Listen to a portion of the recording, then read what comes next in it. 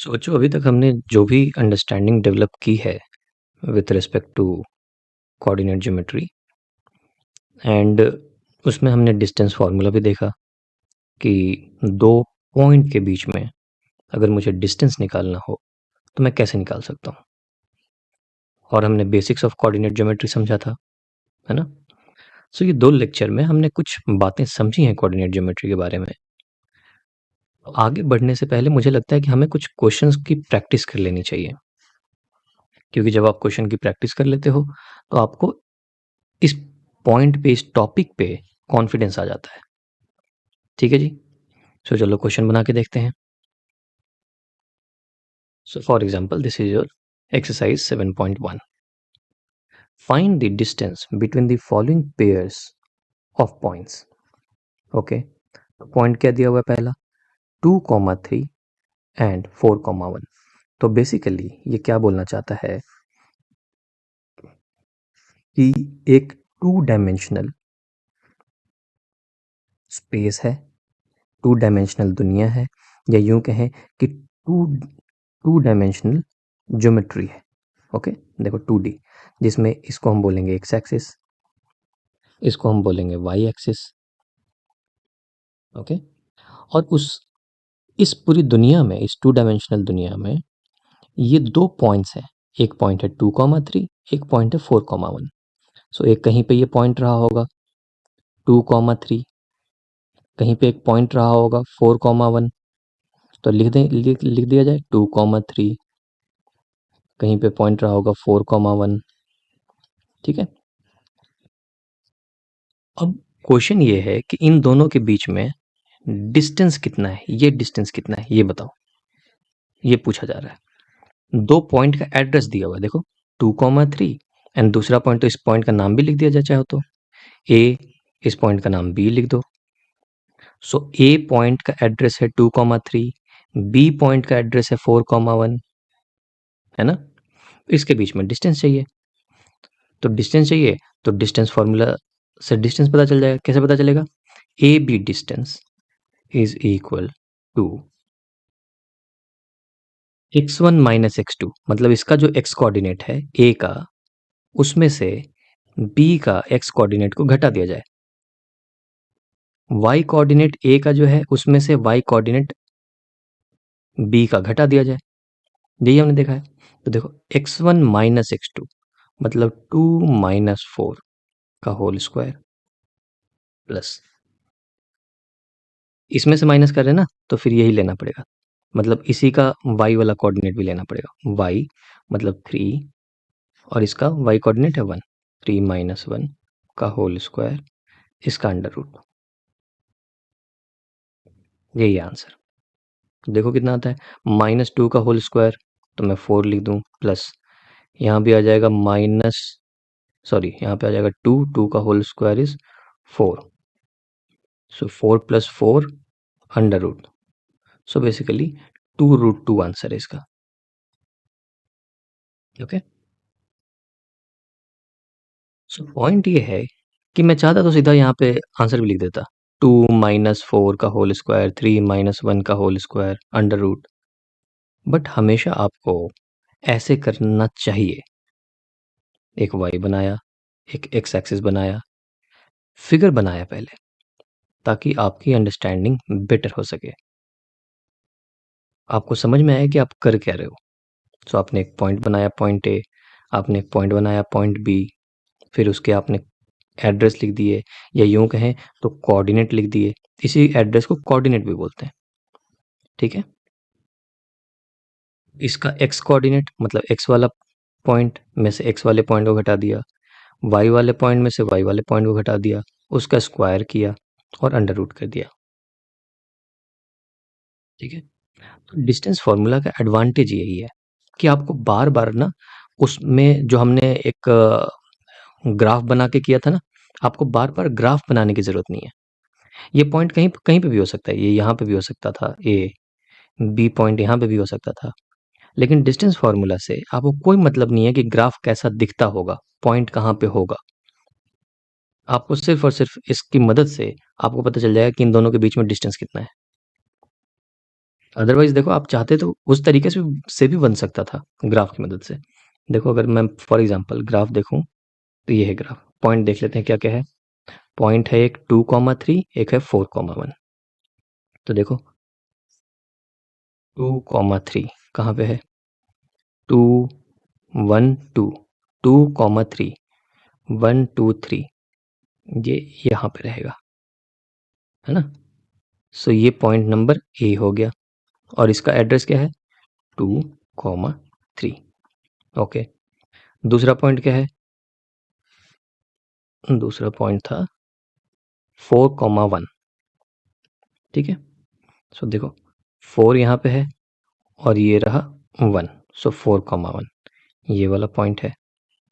तो इस 2,3 को थोड़ा इस साइड लिख दें, इस साइड लिख देता हूँ, 2,3।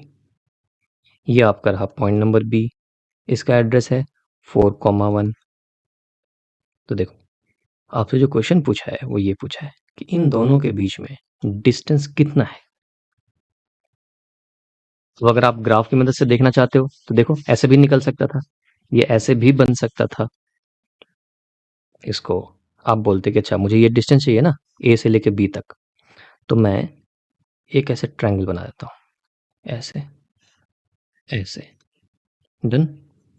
अब मैं देखूंगा कि ये वाला लेंथ कितना है और ये वाला लेंथ कितना है। अगर किसी भी तरीके से ये राइट एंगल ट्रायंगल का ये वाला लेंथ और ये वाला लेंथ पता चल जाए, तो मैं पता कर लूंगा कि ए बी कितना है पाइथागोरस से। तो देखो करके, ये यहां से यहां तक लेंथ कितना होगा? ये तो 2 है ना, 1, 2, 3। तो देखो 2 से लेकर 4 तक ये लेंथ, ये कितना हो गया? 4 - 2, 2। फिर ये वाला लेंथ देखते हैं, ये यहां से यहां तक, ये यहां से यहां तक, ये वाला लेंथ यहां से यहां तक। तो ये कितना है? ये है जी यहाँ पे 1, ये है जी 2, ये है जी 3, ये 4। तो ये आएगा 3 - 1। देखो, यहां से यहां तक पूरा का पूरा 3 है, यहां से यहां तक 1 है। इस 3 में से 1 को घटा दिया तो यहां से यहां तक आ जाएगा। यही तो मुझे चाहिए, ये यहां से यहां तक। तो ये 3 में से 1 घट गया, ये आ गया 2। अब देखो, मुझे ये वाला चाहिए, तो ये कैसे निकलेगा? पाइथागोरस से इसका स्क्वायर प्लस इसका स्क्वायर, है ना। सो 2 का स्क्वायर प्लस 2 का स्क्वायर, इसका अंडर रूट। यही तो होता है पाइथागोरस। कितना आ गया? 4 + 4 का under root equal to 2√2। Done. So मैं इस बात से सिर्फ आपको ये बताने की कोशिश कर रहा था कि इस तरीके से भी इसका सॉल्यूशन निकाला जा सकता है, कोई प्रॉब्लम नहीं है। और इनफैक्ट जो हम डिस्टेंस निकाल रहे हैं वो तो हम कोऑर्डिनेट ज्योमेट्री का ही निकाल रहे हैं। ये कुछ इस तरीके के स्पेस में 2 पॉइंट हैं जिसके बीच में डिस्टेंस निकाल रहे हैं, तो वो बात सही है। हमें हमेशा ऐसा ग्राफ बनाना चाहिए, ये बात भी सही है। लेकिन पॉइंट ये है कि यही एडवांटेज है इस डिस्टेंस फार्मूला का, कि आपको बार-बार बिल्कुल ऐसा ग्राफ लेने की ज़रूरत नहीं है, इस तरीके के ग्राफ लेने की ज़रूरत नहीं है। आप एक रफ डायग्राम बना करके इस तरीके से एक्स और वाई, इस तरीके से आपने एक रफ डायग्राम बनाया। ए देखो, बी आइडियली, आइडियल केस में बी यहाँ पे है, ए के जस्ट नीचे है यहाँ पे बी, है ना। लेकिन मैंने कैसे फिगर फिगर बनाया? मैंने ऐसा बनाया, मैंने एक पॉइंट यहाँ पे ले लिया, बी यहाँ पे ले लिया, लेना चाहिए था नीचे, बट ठीक है, कोई फर्क नहीं पड़ता, क्योंकि मैं कोई भी रफ डायग्राम कहीं पे भी बना सकता हूँ। मैंने एक्स, ये वाई एक्सिस लिया, ये एक्स एक्सिस लिया, उसमें पॉइंट ए बना दिया, उसमें पॉइंट बी बना दिया। मुझे दोनों के बीच में डिस्टेंस चाहिए था, तो मैंने डिस्टेंस फार्मूला से x1 - x2 plus y2 - y1 उसका स्क्वायर करके फिर अंडर रूट। तो ये फायदा है डिस्टेंस फार्मूला का। तो आपको ये वाली चीज जो है, इसको आपने रेगुलर इस्तेमाल में करना है, जब तक कि आप बिल्कुल बढ़िया आपका कॉन्फिडेंस ना हो जाए। हमेशा कोई भी क्वेश्चन दिया हुआ है, ऐसे ही बनाना शुरू मत कर दो। पहले उसका ग्राफ बनाओ, पहले एक रफ स्केच बना लो, एक्स एक्सिस, वाई एक्सिस। फिर आपने एक पॉइंट मार्क कर दिया, दूसरा पॉइंट मार्क कर दिया, और करने के बाद फिर उसके बीच में डिस्टेंस निकाला। ठीक है, सो इस तरीके से आपको कॉन्फिडेंस बनेगा आपका कि आप क्या कर रहे हो, आपको पता चलेगा। जैसे देखते हैं दूसरा क्वेश्चन -57। अब मुझे कोई टेंशन नहीं है कि मैं -57 यहाँ बनाऊं, यहाँ बनाऊं, कहाँ पे बनाऊं, कोई टेंशन नहीं है, कहीं पे बना लो। यहाँ पे भी लिख सकते थे ऐसे -5, 7, यहाँ पे लिख सकते हो -1, 3। लेकिन बेटर ये होगा कि आप अपने समझ से उस तरीके से लिखो जहाँ पे ये हो सकता है। बेटर ये होगा, जैसे मैं बोलूँगा कि -5, 7 कहाँ हो सकता है, मतलब एक्स वाला कहाँ पे है, -5, -5 की इधर रहा होगा और 7 इस साइड रहा होगा, तो कहीं पे ये पॉइंट होगा, इस क्वाड्रेंट में कहीं पे ये पॉइंट होगा ए, जिसका एड्रेस होगा -5, 7। ठीक है, दूसरा -1, 3, तो -1 भी x -1 इस साइड होता है और y प्लस इस साइड होता है, तो इस वाले क्वाड्रेंट में ही -1, 3 भी रहा होगा, तो मैं लिखूंगा -1, 3। बेटर प्रैक्टिस ये होता है कि आप सही, मतलब एक ब्रॉड गेस करके और सही क्वाड्रेंट में आप उस चीज को बना दें, वो एक बेटर ऑप्शन है। Otherwise you can draw anywhere, even this is also correct, a and b. You can draw b here also, this is also correct, but the point is कि it is always advisable, it is always preferred कि आप जब guess भी कर रहे हो तो एक सही तरीके से सही क्वाड्रेंट में गेस करके बनाओ। इसका फायदा आपको बहुत आगे चल के आपको दिखाई देगा। बहुत बार क्वेश्चन क्या होता है कि जब आप सही क्वाड्रेंट में चीज़ों को बनाते हैं तो आपको अपने आप समझ में आने लगता है कि अच्छा यहाँ पे ये नेगेटिव होना चाहिए, यहाँ पे पॉजिटिव होना चाहिए। ये आपको हायर क्लासेस में या कोई कॉम्पिटिटिव एग्जाम्स में आपको ये सारी बातें हेल्प कर सकती हैं। इसलिए अभी से आदत डालो कि सही तरीके से बनाया जाए। ओके, मैं एग्जैक्टली नहीं बना रहा कि -5, 7 कहाँ पे होगा, ये एग्जैक्टली नहीं है। -1, 3 एग्जैक्टली कहाँ पे होगा ये नहीं बना रहा, लेकिन हाँ इस क्वाड्रेंट में होगा मुझे इतना पता है। क्वाड्रेंट मतलब इस वाले बॉक्स में, यहाँ पे कहीं पे होगा, इसलिए मैंने इसके आसपास बना दिया। सो इसका भी आप ऐसे ही निकाल लेना, x1 -x2 whole square, y1 -y2 का होल स्क्वायर, फिर अंडर रूट, तो ये भी आप कर लोगे। ठीक है, सिमिलरली अब आप बोलोगे सर ये जो दिया हुआ है a, b and -a, -b, इसका क्या बनाऊं मैं, कहाँ पे बनाऊं, तो इसको भी आप कर सकते हो। देखो अगर मैं आपकी जगह पे होता तो मैं ऐसा करता, a, b पॉजिटिव है ना, यहाँ पे -a नहीं है ना, +a है, तो एक्स वाला चीज पॉजिटिव है, एक्स वाला चीज पॉजिटिव यहाँ पे होता है, वाई वाला चीज पॉजिटिव यहाँ पे होता है, देखो पॉजिटिव है यहाँ पे, ये देखो सारे एक्स इस साइड पॉजिटिव हैं, सारे वाई इस साइड पॉजिटिव हैं, इस side X negative Y positive, तो अगर मुझे दोनों चीज पॉजिटिव होनी है 2, 3 जैसे, तो 2 एक्स पे आए, वाई पे 3 गए, तो ये वाला क्वाड्रेंट हुआ जहाँ पे दोनों पॉजिटिव होते हैं। अगर यहाँ पे कोई पॉइंट लिया तो जैसे फॉर एग्जाम्पल यहाँ पे ये पॉइंट लिया, तो देखना इसका क्या आएगा एड्रेस, इसका एड्रेस आएगा -12, -13, -14, ये -14 है ना, -14 कॉमा वाई देखो पॉजिटिव आएगा 5, -14, 5। सो पॉइंट इज इसमें एक्स क्या है, नेगेटिव है, लेकिन वाई पॉजिटिव है इस वाले में। सिमिलरली इसकी बात करें तो इस वाले क्वाड्रेंट की, इसमें एक्स भी इधर नेगेटिव, वाई भी नेगेटिव, तो इसमें से कोई भी पॉइंट लोगे दोनों नेगेटिव मिलेगा। जैसे ये ले लो, ये आ गया आपका -13 एंड ये वाला पॉइंट ले लिया -9। इस वाले में देखें तो इसमें y नेगेटिव होगा लेकिन x पॉजिटिव होगा, कोई सा भी पॉइंट ले लो, डन। सो अगर मुझे इसको बनाना होता तो मैं कैसे बनाता, मैं कोई यहाँ पे एक पॉइंट लेता और मैं इसका लिखता a, b और इस पॉइंट का नाम दे देता a, ओके।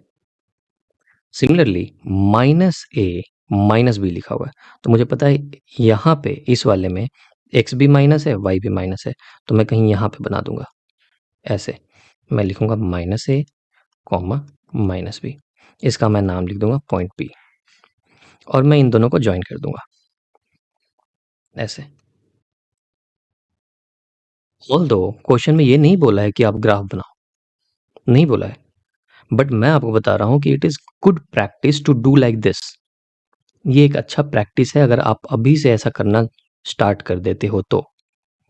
इसके दो एडवांटेज है, एक तो आपको कॉन्फिडेंस आएगा, दूसरी चीज आपको समझ में आ रहा होगा कि आप कर क्या रहे हो।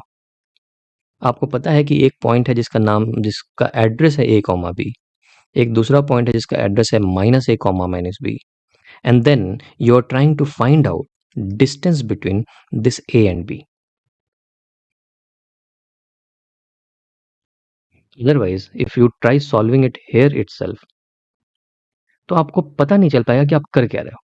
आप करने के लिए तो यहाँ पे भी आंसर लाया जा सकता है, that is x1 minus x2 a minus minus a का whole square plus y1 minus y2 मतलब b माइनस माइनस बी का होल स्क्वायर, और इस पूरे का अंडर रूट, यही आंसर है, simple. So a minus minus a, how much, 2a, 2a whole square plus 2b whole square, इसका under root, देखो कितना आ गया, 4a square plus 4b square, इसका अंडर रूट, 4 को बाहर आपने ले लिया तो 4 का under root into A square plus B square, इसका under root. So this gives you 2 into root under A square plus B square. यहां से भी आ सकता था, सिंपल, और ये भी वही आंसर है, this is your answer. But point is कि इस वाले तरीके से you are able to visualise what are you doing, ठीक है। सिमिलरली बच्चों क्वेश्चन नंबर 2 देखते हैं। सो question number 2 says find the distance between the points 0 0 36 comma 15. Can you now find the distance between two town A and B discussed in section 7.2?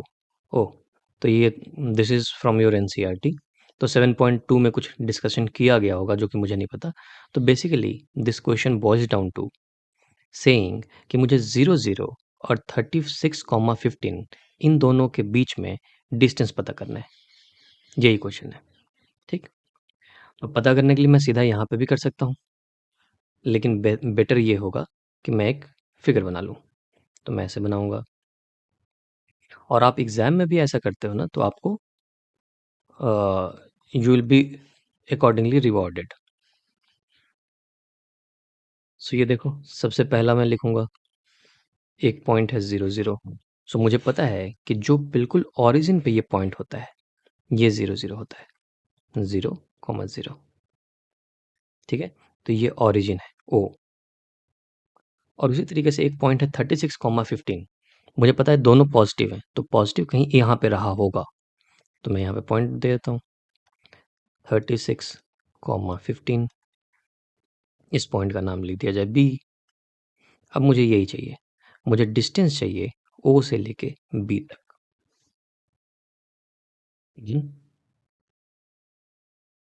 Now you can find out, आप यहाँ पे देख सकते हो A B is equal to 36 minus 0, so 36 minus 0 whole square plus 15 minus 0, क्यों, y2 minus y1 whole square, इसका under root, done. कितना आ गया, 36 स्क्वायर प्लस 15 स्क्वायर का रूट इक्वल टू 36 का स्क्वायर करो। अब आई यूज कैलकुलेटर, एक मिनट। सो 36 इंटू 36 होता है 1296 प्लस 15 स्क्वायर होता है 225, ये मुझे याद था। और 15 तक तो आपको याद होना ही चाहिए, इनफैक्ट आपको 20 तक याद होना चाहिए। ओके, सो ये देखो 1296 प्लस 225, 1296 प्लस 225, 1521, 1521 अंडर रूट। अब 1521 का अगर अंडर रूट निकालना है तो क्या मैं गेस कर सकता हूँ कुछ कि ये किसका अंडर रूट हो सकता है? गेस कर सकते हैं? इतना तो तय है कि ये जो 36 है इससे बड़ा होगा, पहली बात, क्योंकि 36 प्लस समथिंग आया है, तो 36 से कोई ना कोई नंबर बड़ा होगा, इतना तय है। डन। अब मुझे पता है कि कोई भी नंबर होगा जिसके लास्ट में 1 होगा तो उसका स्क्वायर करने पे उसका स्क्वायर हमेशा 1 देगा, या तो अगर कोई नंबर के लास्ट में 9 है उसका स्क्वायर किया जाए तो भी वो लास्ट में 1 देगा। देखो 9 9 जा 81, तो लास्ट में 1 आता है। तो ये मेरा गेस है। तो अब मैं गेस कैसे कर सकता हूँ? मैं ऐसे कर सकता हूँ कि 1521 था, मुझे पता है 36 से ऊपर जाना है, तो या तो 36 से ऊपर में 37 का तो होगा नहीं, क्योंकि लास्ट में यहाँ पे 1 है। 7 का स्क्वायर करने पे 49 होता है, तो लास्ट में 9 होता तो मैं सोच सकता था कि 37 हो सकता है, लेकिन 37 नहीं होगा। मुझे क्या पता है कि लास्ट में 9 होना चाहिए तो 1 होना चाहिए। तो 36 से आगे चलें अगर, तो 9 किस में आता है? 39 में, या तो 41 में। तो मेरे हिसाब से 39 या 41 इन दोनों में से कोई हो सकता है, ये मेरा गेस है। तो करके देख लो। 39 इंटू 39, 81 और 8 5 है ना। 9 3 27, 7 हाथ में 2 हो गया, 3 3 9 और 2 11, कितना? 1 2 5 1 आ गया जी। देखो 1521, 1521। सो बेसिकली मुझे पता चल गया कि 39 है। उसी तरीके से 41 भी हो सकता था लेकिन नहीं है, क्योंकि 41 के भी का भी स्क्वायर करें तो लास्ट में 1 आएगा। देखो 1 4 4 16, कितना आया? 1861, 1681, लास्ट में क्या है? 1, इसके भी लास्ट में 1 है, तो 1681 तो है नहीं, तो 41 नहीं होगा, 39 होगा। ठीक है। सो इस तरीके से आप गेस भी कर सकते हो कभी कभी आंसर्स को। ठीक है जी। सो इसका 39 आंसर है। इन दोनों के बीच का जो डिस्टेंस है ये है 39। तुम पूछो सर क्या 39 सेंटीमीटर, मीटर, किलोमीटर, क्या? तो ये जो ग्राफ जिस फॉर्म में दिया हुआ होगा, जैसे फॉर एग्जांपल ये ग्राफ, इसका अगर 0 से लेकर 4 तक 4 किलोमीटर बता रहा है तो ये डिस्टेंस किलोमीटर में हो जाएगा। ये 0 से 4 अगर सेंटीमीटर बता रहा है तो डिस्टेंस सेंटीमीटर हो जाएगा। ये अगर मीटर बता रहा है तो मीटर में हो जाएगा। तो ग्राफ जिस भी यूनिट में होगा उसी यूनिट में उसका डिस्टेंस हो जाएगा। ठीक है। आपका क्वेश्चन बिल्कुल वैलिड है कि सर जब आपने यहाँ पे 39 लिख दिया तो मैं क्या मानूँ? इस 39 मीटर मानूँ, सेंटीमीटर मानूँ, क्या मानूँ? तो ये डिसाइड करता है कि ये जो ग्राफ आपने बनाया है, एक्स और वाई एक्सिस बनाया है, इसका हर एक छोटा पार्ट क्या बताता है। हर एक यूनिट, मतलब 1 जब लिखा हुआ होगा, 0 के बाद 1 लिखा होगा, ये किलोमीटर में है, मीटर में है, सेंटीमीटर में है, किस में है? जिसमें भी होगा वो उतना यूनिट हो जाएगा, ये 39।